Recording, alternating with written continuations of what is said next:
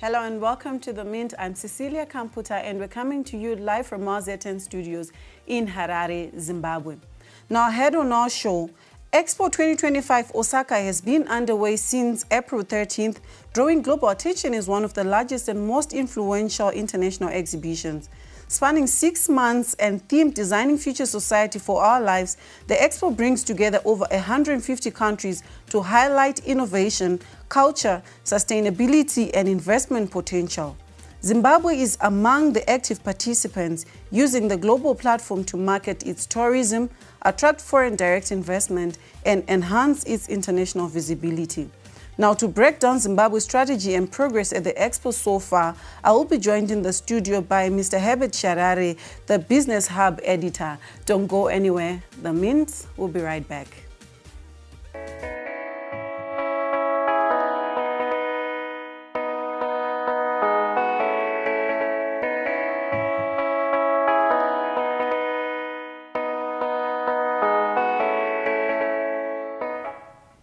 Welcome back to The Mint. I'm Cecilia Kamputa and we're joining you live from our Z10 studios in Harare, Zimbabwe. Now, the Expo 2025 Osaka is now in full swing, having opened on April 13th and drawing global attention as one of the world's largest international exhibitions. And Zimbabwe is actively participating, using the platform to actively promote tourism, attract foreign direct investment, and position itself on the global stage. Now, joining us to unpack Zimbabwe's strategy and progress so far is Mr. Herbert Sharare, the editor of the Business Hub. Sir, welcome to The Mint and thank you for joining us this afternoon. Thank you very much, Cecilia. So, to jump into our conversation, may you please talk to us about how Zimbabwe's participation is contributing to its broader economic and social development goals? Okay, thank you very much. Let me start by giving a background. We were the first group of Zimbabwean journalists to be invited by the organizers of the Expo to go to Japan and cover the official opening of the event on the 13th of April. So it was Zimbabwe's and ZBC. When we arrived there, our Zimbabwean team that was leading the pavilion, which is exhibiting Zimbabwe, it was already in full swing. So what it literally means is Zimbabwe is taking the Expo to market itself as a global brand. It is also leveraging on tourism. If you get at the stand, you can see that most of the visitors were mesmerized by the approach which Zimbabwe took of using a hybrid approach of marketing, that is virtual reality sets and also physical exhibition. So a number of people would be seen trooping to the Zimbabwean stand to just witness the mesmerizing tourism features that we have as a country. All right, given that Zimbabwe is participating on an international stage, how are global economic trends or other external factors influencing Zimbabwe's Expo strategy? Yeah, if you check, Cecilia, the world has gone digital. Everything that is being done is being done digital, and the host country, Japan, is one of the superstars when it comes to digital products. So when we look at the digital side, Zimbabwe made efforts to leverage on huge, giant screens that will be screening different content on tourism, different content on cultural aspects of Zimbabwe. There's an exhibition of Great Zimbabwe, Kariba, Victoria Falls, and the culture of both the Ndebeles and Shonas. So yeah, in terms of leveraging on digital, Zimbabwe is using the digital to at least exhibit those cultural heritage that we have as a country. All right, and are there any specific investment opportunities that Zimbabwe is promoting at the Expo, and how are these being marketed to the international market? Yeah, thank you. When we look at as exhibitors there, we have got the richest countries in the world that are also exhibiting, and also developing countries in the world that are also exhibiting.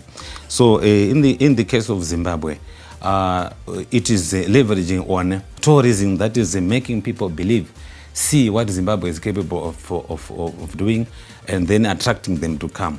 So when they come, they then interface with investment opportunities that Zimbabwe is offering, for example, in the mining sector, in the agriculture sector, as well as in the tourism sector. For example, when we were there, I was surprised that sweet potatoes, they make a very good delicacy for the Japanese, and it's actually very expensive. So those are some of the areas of interest that Zimbabwe is also talking about our agriculture. And again, we are going to have a Zimbabwe National Day. Okay. I think we'll talk more on Zimbabwe National Day as we progress. Thank you. All right. And the types of products maybe that are being exhibited as well at the expo, and how these products were selected? Yeah. The type of, for example, when we went there, the main exhibitions that were there were traditional artifacts. Okay. For your own information, the Japanese are very traditional people. I think they are as good as us. And mbira is one of the products that was on display. Okay. You'll be surprised how these people were very much fascinated to have a feel of mbira, to learn how to play mbira.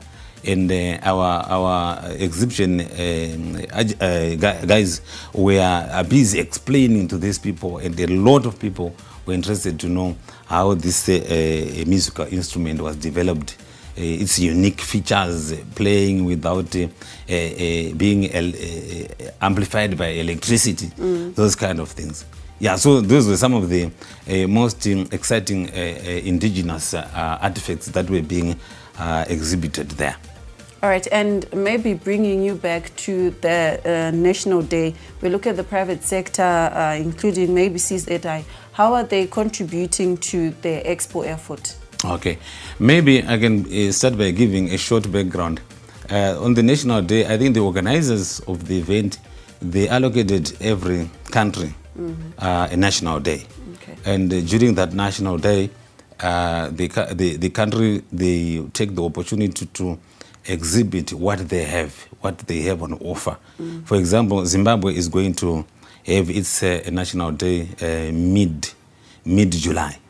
So during that day, we have been advised that His Excellency the President of the Republic will be the guest of honor there, and he'll be joined by senior officials from the Japanese government. The idea is for Zimbabwe to showcase what it is capable of offering to the Japanese and also to the other countries that are also exhibiting. So we are advised that CZI members, ZNCC members, and parastatals that are key players in this economy, they will also be exhibiting there. So it will be an opportunity for Zimbabwe to exhibit its investment opportunities on offer, exhibit its cultural heritage, as well as its efforts to also participate in major global expos. All right, so the expo started on the 13th of April, and we are 2 months in. From your point of view, how is Zimbabwe faring so far 2 months into the expo? Yeah, judging from the first 2 weeks that we participated at the expo as media, to be honest with you, there were days when over 6,000 people would visit Zimbabwe's pavilion. Okay. People would, our guys there will be busy explaining to those people. So it shows how interested many people want to know what Zimbabwe offers. Besides, Zimbabwe is exhibiting in a hall called Commons B, where there are other 26 countries, including African countries and Caribbean countries. But if you look at the unique way in which Zimbabwe is exhibiting most of the people who end up trooping to the Zimbabwean stand. Okay, so I believe that Zimbabwe is actually faring very well, yes, 2 months in. Now, time for us to take a breather. After the break, we continue on our conversation looking at how Zimbabwe is faring at the Osaka, Japan Expo 2025. Don't go anywhere. The Mint will be right back.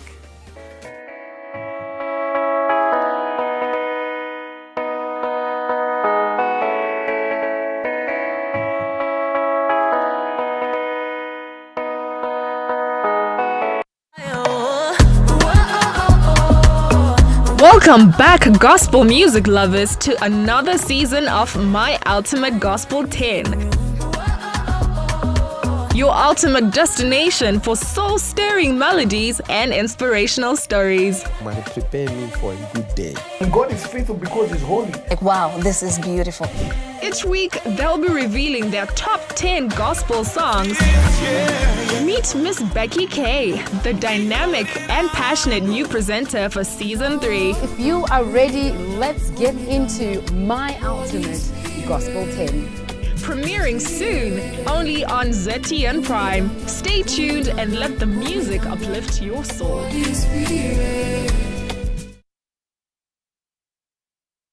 They call me Racer X, or in this case, Racer J.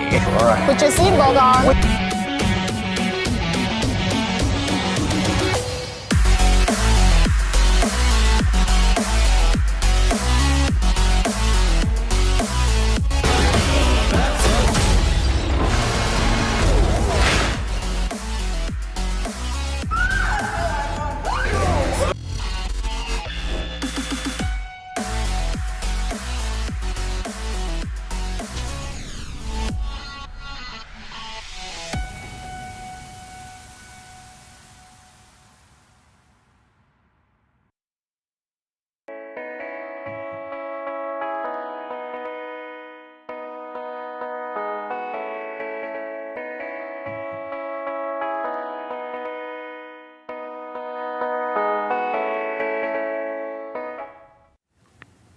Welcome back to The Mint. I'm Cecilia Kamputa and you're joining us from our ZTN studios in Harare, Zimbabwe. Now, I'm still joined in the studio by Mr. Herbert Sharare, the Business Hub editor, to look at Zimbabwe's progress so far at the Osaka 2025 Expo. Now, sir, when you look at the Expo, how will it facilitate partnerships between Zimbabwean businesses and global players? Okay. Yeah, first, let me start by just giving a brief on how powerful Japan is as a country. It is a country that has got a GDP of over $4 trillion US dollars. It is a country with about 124 million people, which means it's a country that has got huge consumers. And during the Expo, about 25 million people are expected to visit the exhibition parks. And out of those 24 million, Zimbabwe is expecting around 30 million or so to visit. Yeah, so given that background, it shows that Zimbabwe companies have got huge opportunities in China, in Japan. And from information we have picked, we are told that the organizers of the Expo from Zimbabwe side are trying to look for companies from Japan that can pair up with the Zimbabwean companies in terms of investments. So, which means during the National Day that we have talked about, those synergies are going to be cemented, and a number of deals are going to be signed during the National Day, and some of them will involve private companies in Japan and public sector players in Zimbabwe, and some of them will be private sector versus private sector deals. So we are expecting a lot of investment deals to be signed during the National Day. And big players from the private sector, like representatives of CZI and ZNCC, are going to be major beneficiaries. All right. You touched on the issue of tourism before our break, but maybe if you can get into depth on how what key destinations actually are being exhibited, or what experiences are being exhibited or highlighted, and maybe the role the Ministry of Tourism is playing in driving Zimbabwe's presence at the Expo. Yeah. From the information we picked, Zimbabwean Tourism Ministry will be one of the exhibitors during the National Day.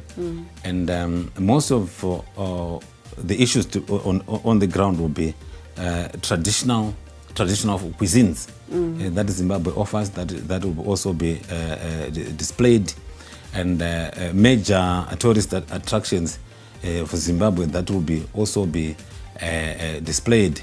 And again, on the Japanese side, when we were interviewing the people coming to our Zimbabwean stands, most of them were saying they've heard a lot about Zimbabwe. They were looking forward to visit Zimbabwe. So I think the Minister of Tourism, this is a great opportunity for it to at least market Zimbabwe to Japan, which I've said is a big economy, 4 trillion GDP, and 124 million people. So you can see how huge the market is. So it's a matter of just Zimbabwe positioning itself to the Japanese market. But beside that, there are about 150 countries exhibiting, like what you said. This is also a big opportunity for Zimbabwe to at least market itself to those destinations represented by countries exhibiting at the Expo.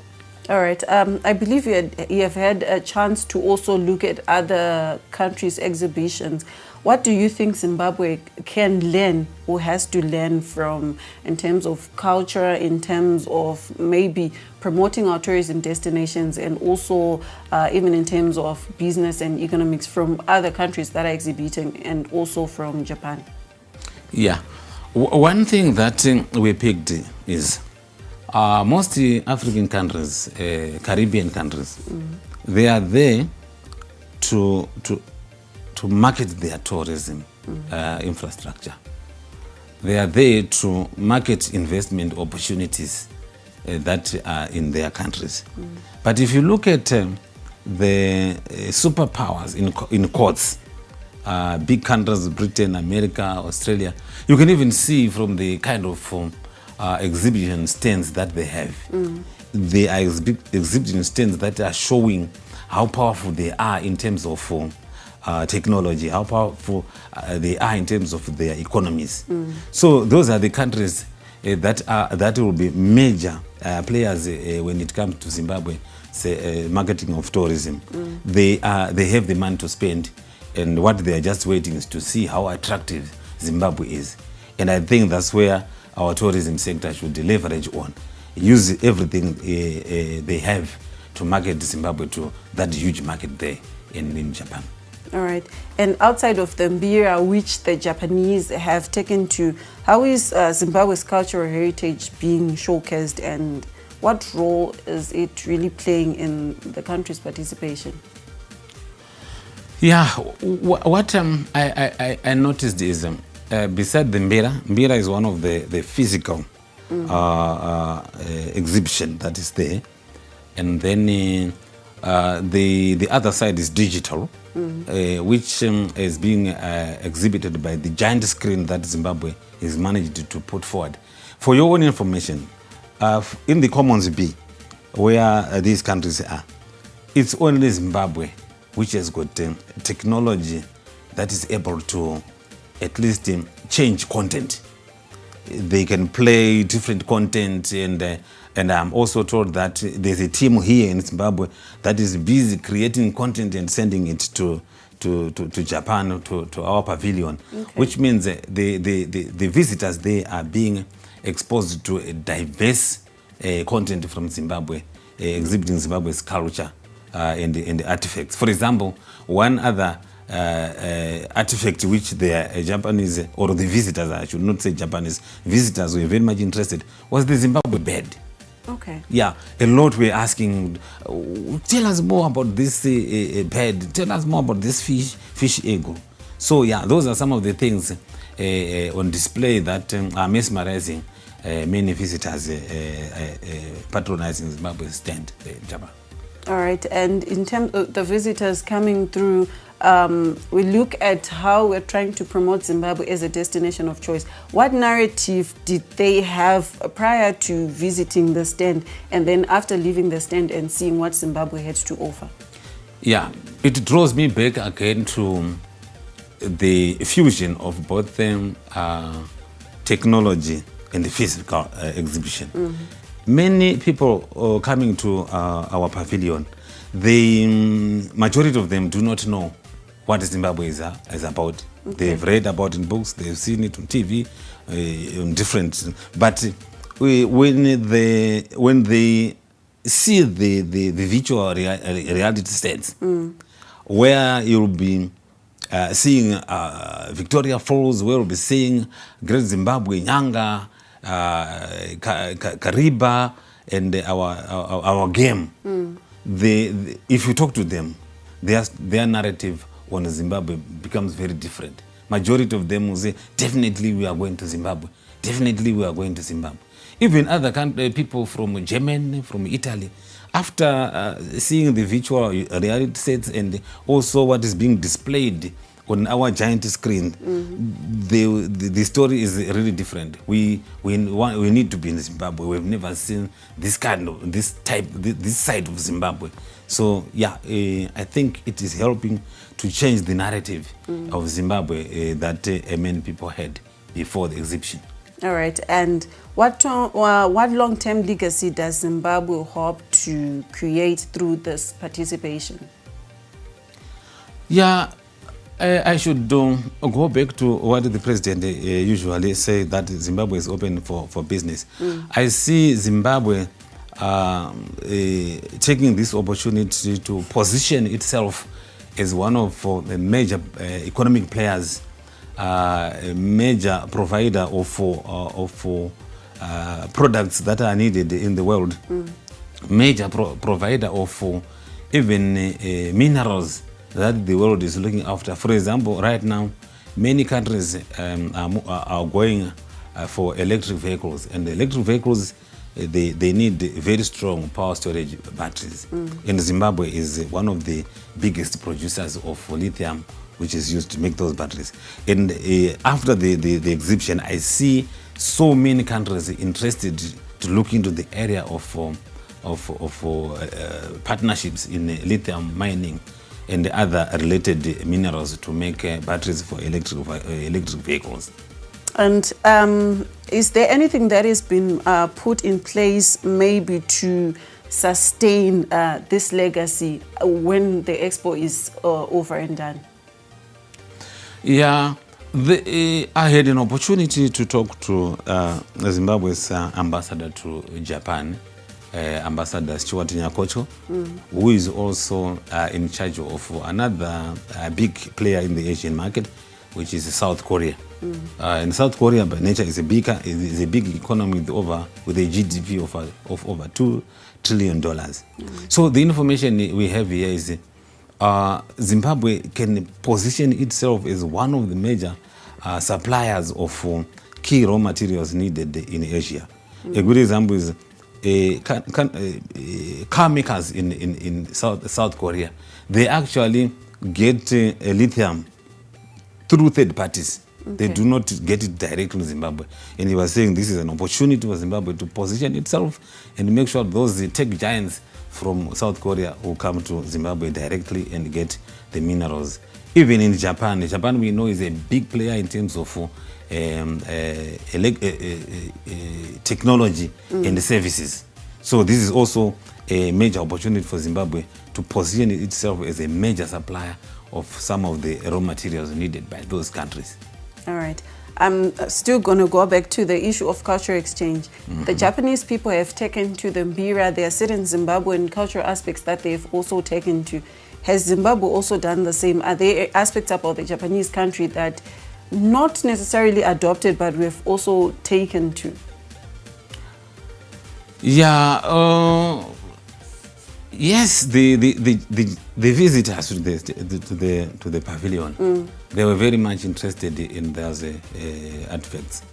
But it's difficult for me to say is there a reciprocal approach by also the Japanese to also tap into, Zimbabweans to also tap into Japanese. Cultural artifacts. Yeah, that area I think it's a little bit tricky. I did not have enough research to get into that. And Japanese cuisine? Yes, Japanese cuisines are very, very tasty. I think the guys that I was with, they were very much interested. We actually said, the Zimbabwean guys, that we were working as a team, that let's always try to go for traditional Japanese food.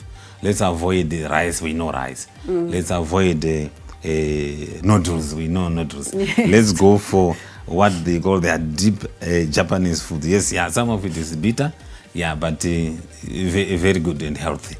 All right, I think I'm going in for my last question to ask, judging from the 2 months that the expo has been going on, how do you see Zimbabwe faring to get to the 13th of October?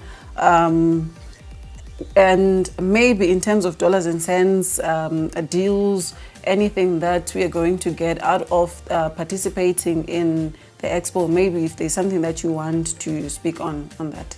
Yeah. One thing for sure,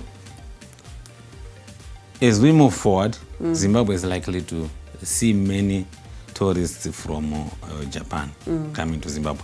And according to people that we've asked, they said these people, they like to move in groups. So we're likely to see an influx of tourists coming to Zimbabwe.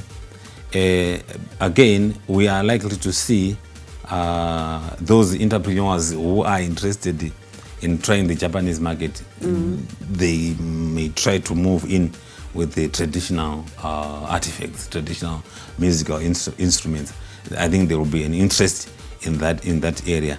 And when it comes to bigger deals, we have been advised that a consultant had been also been engaged who is trying to look for Japanese companies that have got interest in Zimbabwe, so that during the National Day they can pair up with the local companies, those companies with the similar interest in different areas. So I see a huge opportunity for Zimbabwe between now and the end of the expo, and even going beyond, because a number of Japanese companies and a number of individuals are likely to come and have some engagements with Zimbabwe.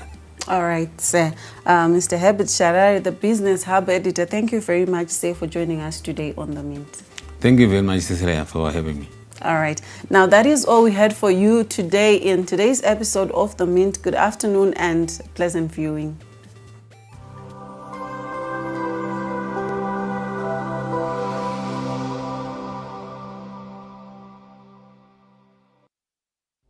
The Phoenix Podcast has always brought you the best of the best. I missed on that blessing, but I also regained it in some way. In seasons 1 and 2, we introduced you to the industry's brightest stars, the ones at the top of their game, the creme de la creme. But season 3 promises to be even more exciting. We're bringing you even more fascinating guests, including the renowned farmer, Patrick Matadi.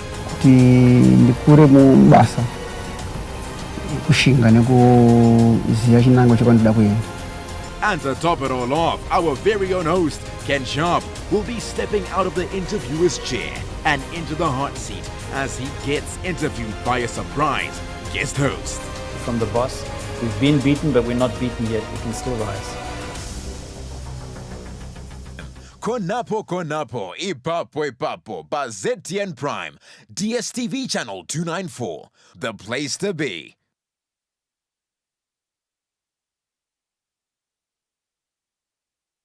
They call me Racer X, or in this case, Racer J. Put your seatbelt on.